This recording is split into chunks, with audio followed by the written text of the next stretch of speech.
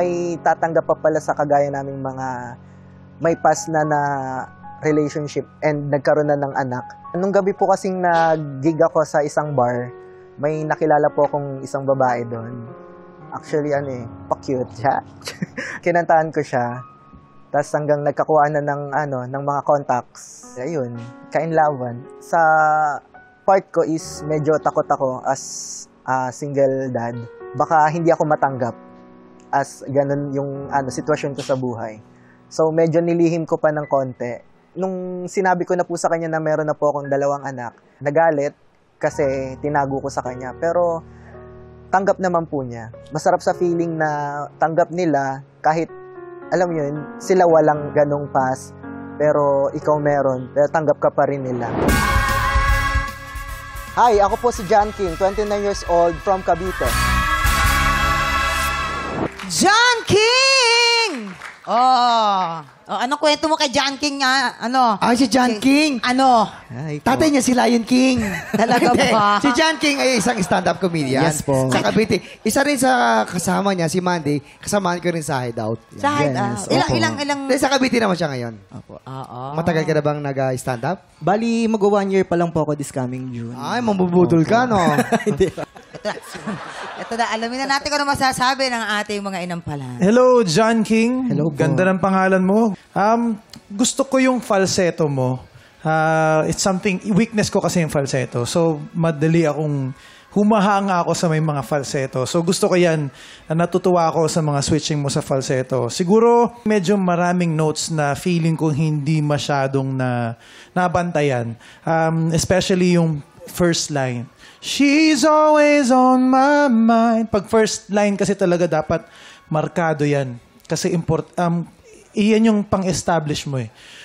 Isa sa mga sikreto, siguro I can share, hindi talaga may iwasan lalo na pag kinakabahan. Pwedeng yung first note talaga, minsan nagsha-sharp or minsan nagfa-flat. Nangyayari rin sa akin yan.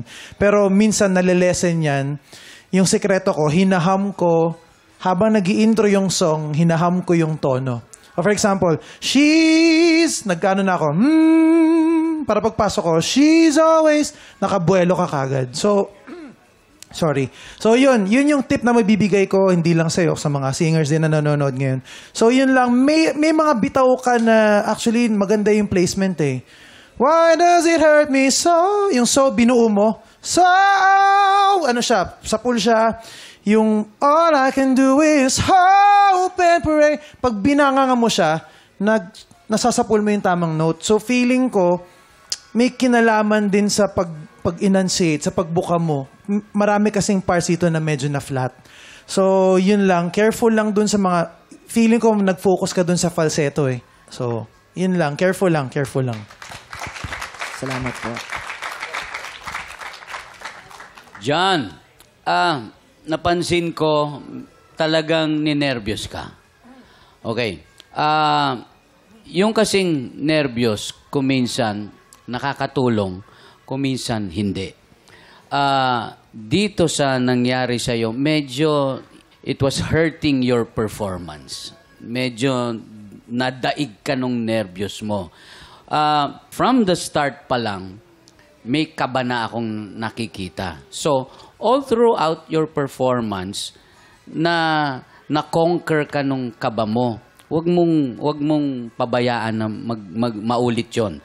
Dapat, yung kaba mo, i-convert mo yan sa gagandahan mo pa yung performance mo. Alam ko, medyo mahirap. Yung falsetto mo, maganda naman, kaya lang it requires more practice. Medyo weak ng konti.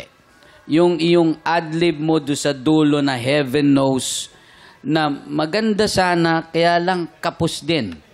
Make sure na kung a-adlib ka, sigurado ka. Lalong-lalo na yung dulo natin. Pakinggan mo mabuti yung kanta, lalo na kung gustong-gusto mo to. Yan. Ayan. Salamat po. Ayan, alamin na natin ang stars na ibibigay sa'yo ng ating mga inampalan. John, eto ang mga stars na bibigay ko sa'yo.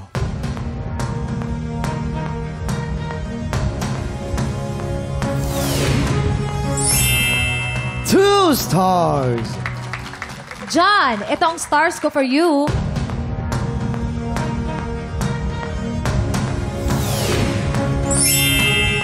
Three stars, Kuya Kim. Maraming salamat, Jason at Mamang. Mamaya na po natin ipapakita mga scores, students, para suspense po tayo. So far po, si Mark meron po 6 stars at labang po ng isa kay John with 5 stars. Alamin natin mamaya kung sino kalahok ang hahamon sa ating kampyon. Pero bago yan, tuloy-tuloy pa rin po paghahanap namin ng mga Pilipinong may pusong kampyon. Yayain ang lahat ng kamag-anak at kaibigan niyong palaban sa kantahan at mag-audition na. Panoorin po natin to. Tiktropa, kung ikaw ay 16 to 50 years old at palaban sa kantahan, sugod na sa weekly auditions ng Tanghalan ng Kampyon. Every Wednesday and Thursday, 1 to 5 p.m. dito sa GMA Studio 6. Go na mga Tiktropa, mag-audition na!